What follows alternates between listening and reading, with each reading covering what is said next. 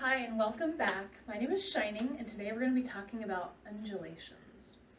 So you might see a couple different variations on the undulation depending on who you've studied with and in what style. A lot of times we get introduced to a full body wave or a camel as our basic undulation, and sometimes you might even see an upper body undulation referred to as the basic. Today we're going to be thinking about pelvic centric undulation as our basic for Egyptian style Raqs Sharqi.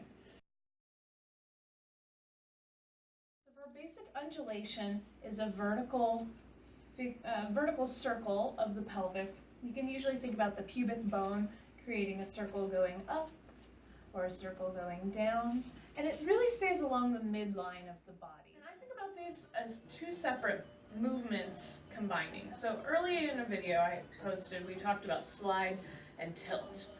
And we're going to combine both of these motions to create our basic undulation.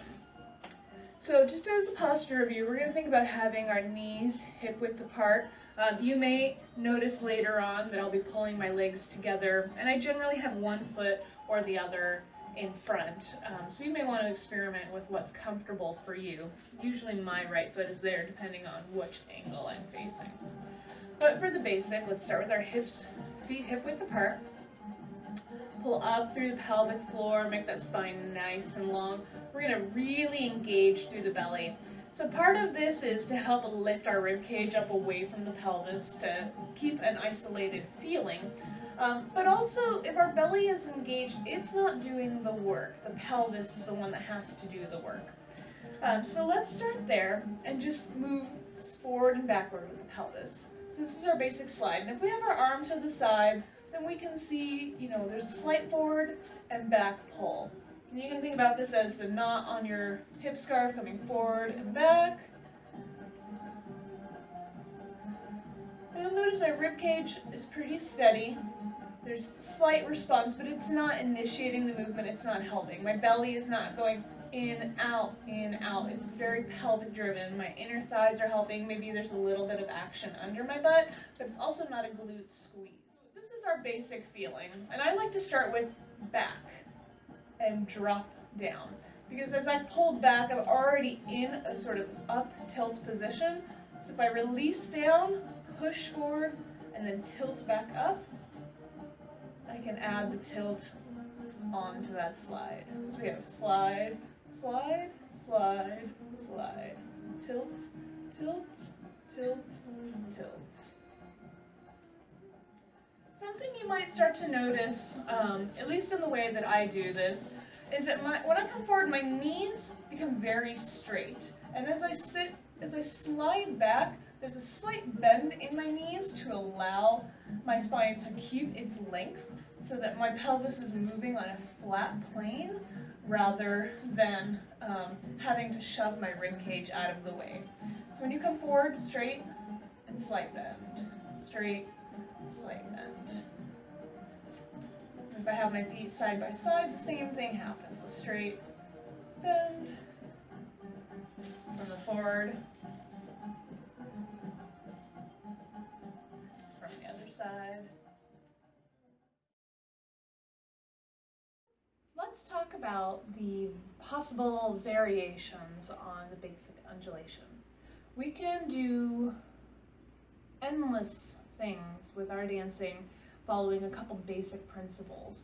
We can change the size of a motion, we can change the speed, we can change the angle, meaning what angle we're facing. We can change the direction, so whether I'm going up or down.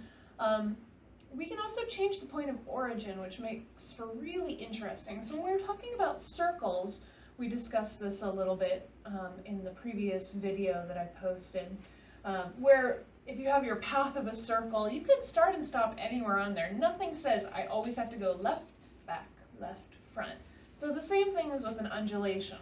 We can go up, we can go back, we can go forward. We can start with a down and forward or a down and back. I mean, as anywhere along that path of a circle, you have freedom to start or stop. And along with that, you know, maybe say our sixth aspect of variation is completion versus incompletion of the motion. So if we have a whole path of a circle, we don't have to do the whole thing. We can certainly choose to carry through a full motion, but we could also maybe make half a circle. Half a circle. So maybe in a big hip circle, we have our circle here. That looks like half circle. Half, half. Or along the back, maybe along the front. Maybe we just do a quarter before the music changes and we go into something else. So these are things, just a couple basic concepts. You can work with any movement, but let's see now how that might work with undulation. So let's say size first. We can do our undulations very small, nice and controlled. We could make them big, taking up really all the room with that slide and all the room with that tilt, to give something very large. Okay, we can also do the medium size. We can change size. So maybe we do small, big, small, and big. So as you notice, I already start to go into changing angle. We can do something on this side. We could do something on this side. We could change the motion as we're doing it. So maybe I'm going side and side, side, side.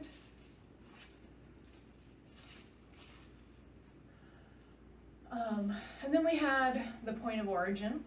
So for me, I most often start with a pull back and drop down when I'm doing this undulation.